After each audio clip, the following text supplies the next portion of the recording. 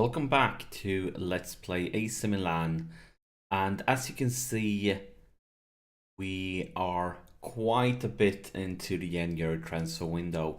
It's actually only about 1 week left, and since last episode we have played 2 games and everything has been going well, but both those teams are of course from the lower parts of the league.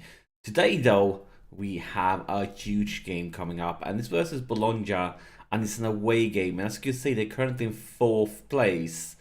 So yeah, facing off against this team away is not going to be easy. And if you take a look at the league here, you can see we have been doing well. But I think our results lately have been kind of a little bit inflated with... we have almost only played teams from the middle or the lower parts. Like, we have barely played any of the teams higher up here in the league, teams that we probably going to lose against. And if you take a look at the schedule, we have like upcoming in the near future, like both Inter, Juve, Udinese, Sassuolo, like all the big guys are teams we are left to beat. So yes, it's great that we are in 2nd place, but I think our points are a little bit inflated by us not playing against the bigger teams yet, and that's of course incoming starting today versus Bologna. Like basically every episode now, we're going to have some of these top teams to fight off against. And if we take a look at the transfers, you are going to see that nothing major has happened. Players out is only this guy, a young player that we sold. And we're gonna get 50% pay bonus if they sell him on. We're gonna get 50% of the profit. But he's probably not going to develop anything special. That's why we sold him. And in is 2 guys. First off, this guy is a free transfer, and of course I only brought him in as to act as a tutor with a 20 in determination and a model citizen. He's definitely one of the best tutors in game. And this guy, and don't get fooled by the amount I paid for him, because I'm paid to 2.5 mil, and that's quite a bit for a youngster. But the other money that you can see here is actually a very fair deal to us, because I think 5 mil of them is from him playing 20 international games, for 20 games for Italy. And the other one is 5 mil for him playing 50 games for us. And of course, if he plays 50 games in the league for us and plays 20 games for Italy, that means he turned out to become a really good player. And then it was definitely worth this. And if he doesn't become that great player, well, then we only paid 2.5 mil. But he's definitely a promising wing back or full back, and hopefully he can develop well. Actually, ASAP started to tutor him with this new tutor of ours. But other than that, none of the big players has left us. Actually, as I mentioned, I think I mentioned it last episode, is for Romanogli, and also, who's the other guy? I'm looking here. Where are you? For Locatelli, I managed to sign new contracts with them because they both had pretty short contracts left, like 2 years. And by them signing new contracts, other clubs is not interested in them right now. But there's definitely some other players that people are still interested in. Bonaventura, for example, and Musacho. And as you can see here with this guy, he's very poor. That's because I have actually refused a few offers for him, and I also told him that he's not leaving. I'm not sure, like if we get a crazy good offer, I'm going to accept it, but I don't plan to sell him.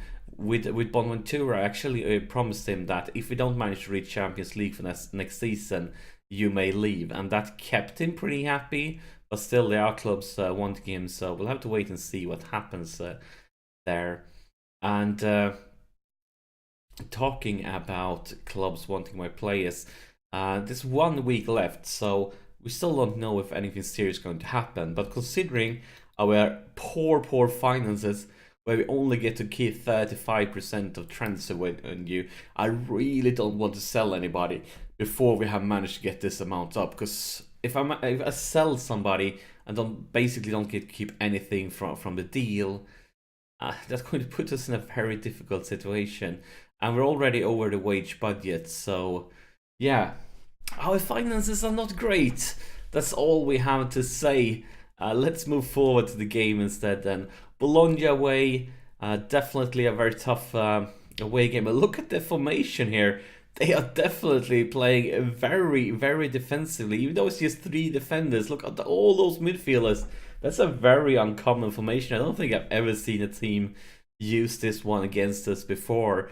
I guess we can say they have a lot of respect for us. I'm hoping that's the case.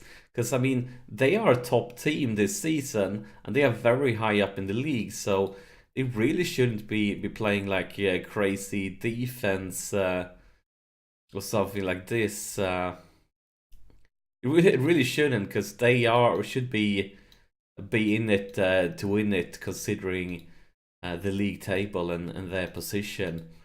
But it's going to be very interesting to see how our team functions against a team like that, and it's in a formation like that. There's of course only one way to find out, and that is to play football. And it's raining.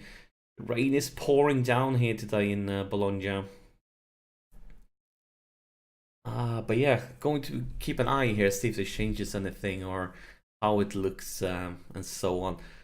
Right now, they looks like they are trying to focus on the right flank, which is kind of strange, since they have a very balanced formation. But I guess they have like one of the star players there. Oh, it's off the post! We hit the woodwork.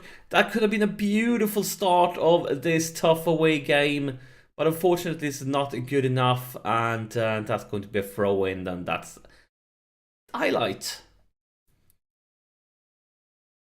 I didn't mention it before, but we have a few injuries, but nothing too serious. I think we have like 1 or 2 guys that are out for, maybe 2 guys that are out for like 3-4 weeks, but we should be able to handle it. And that's Silva. Was close to offside. I'm gonna wait with celebrating.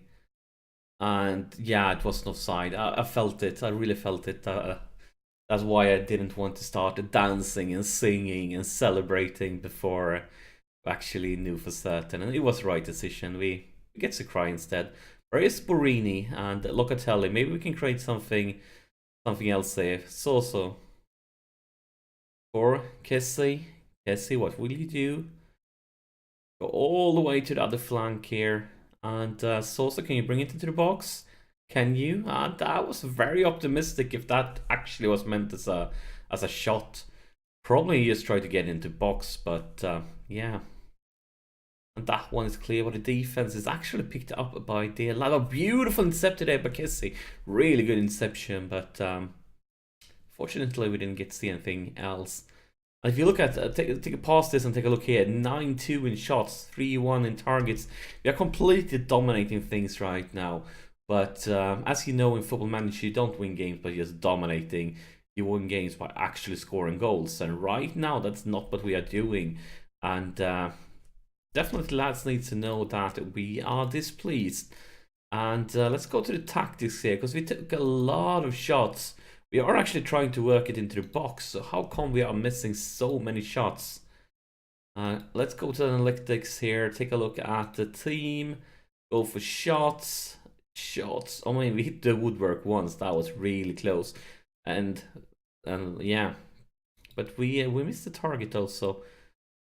And kind of can't see anything special here. It would be like one thing if the same dude is taking all the shots or so on, but yeah, really can't see anything from that information that we should change. So let's start the second half here, because we were dominating the first one. We definitely were.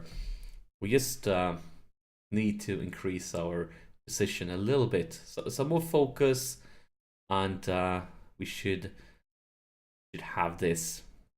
Actually, since we have picked up a yellow card on some of our defenders, it's always probably going to tell them to ease off a little bit on tackles, because right now we tackle harder, and that could be very dangerous when we already have a yellow card. So I think that's wise decisions to make sure nobody gets sent off. But come on, team, nothing happens here at all. Actually, we haven't been creating any chances at all here in the second half. Everything we can see, like, is more or less from the first one. And the clock is just ticking and ticking and ticking. We are going to go to the tactics. We are going to go a little bit more on the attacking side here. Because, I mean, it would be another thing is they were dominating. But now we really can feel that we need to push forward a little bit more. We are really close to it here. And we're definitely worth pushing forward. But Silva, my God, you're garbage today. Let's change you out. And also Barini, garbage. You're out. And we want you to be an inside forward. Beautiful. So hopefully removing the guys that are having really bad days today and bringing in some new fresh faces. Maybe that can create something. Is Rodriguez with a corner cleared? Sosa picks it up though. Okese, and oh my God, it bounced back and forward, but then it landed by the feet of, no, it's another offside. My God, we've scored 2 goals under offside. And that one really, like the first one I felt like that's an offside. But this one, I didn't feel it at all. Not at all. And Locatelli, he's been brilliant. You haven't been around, but the last 2 games, they were really, really good. Got like 8.6 ratings, something like that. But today, he is not performing at the same level. So let's remove him and bring in young Barrow. I mean, Locatelli is he's young also, but Barrow is even younger.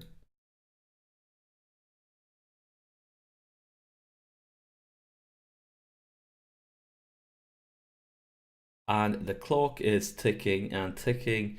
Mbaye with a throw-in. Beautiful intercepted, but still in their position. Come on, guys. We can win this one back. Turn it around with a counter-attack, perhaps. But he's getting really dangerous close to our penalty area now. I don't like this. Why didn't you just pick that one up, Donnarumma? That was weird.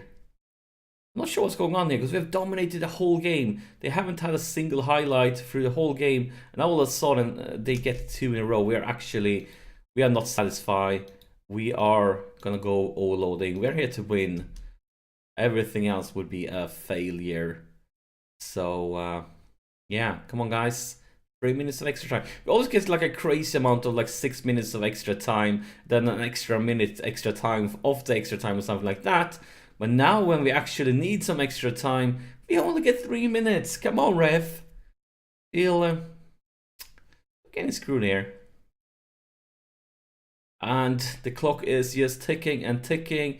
We are waiting for the full-time whistle, unfortunately. And this is... that was a good last try.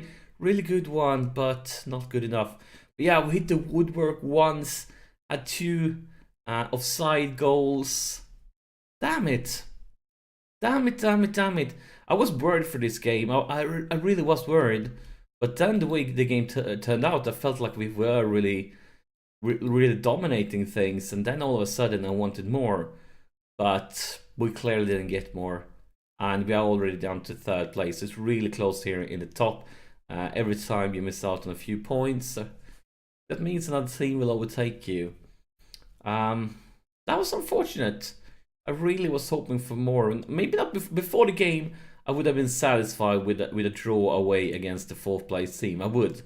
But considering the way the game turned out, definitely felt that we could have gotten more, but we didn't. Oh my God, look at Cagliari. Look, 8-1. What a crazy game.